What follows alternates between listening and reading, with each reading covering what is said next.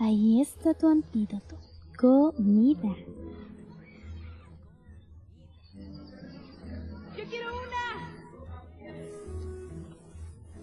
Adelante usa la cara especial. Esto va a estar bueno. La cara, suplica. La carita de perro. ¿Qué? ¿La cara especial? ¿A qué te refieres? Tenía que venir con el único can en la tierra que nos suplica. Escucha, si quieres la comida, el antídoto, tienes que obedecer a todo lo que yo te digo. No, no lo creo. Eres una retorcida criatura de la oscuridad. Sí, cierto.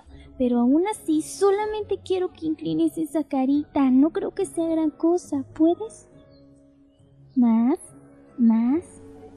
Esto no sirve. No, habla en serio. Confía en mí. Otro poquito. Oh, vaya.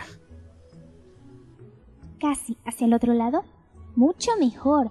Nariz arriba. Abajo. Ahora una sonrisita. No, mejor no. Baja la oreja izquierda.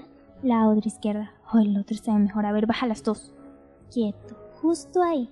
Ahora mira ligeramente hacia arriba. La cena está lista, nene.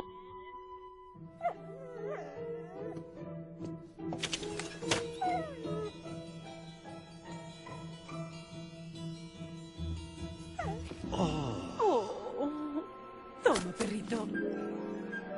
Sí.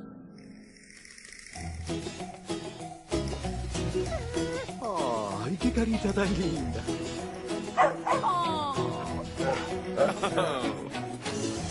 ¡Largo, gato bobón!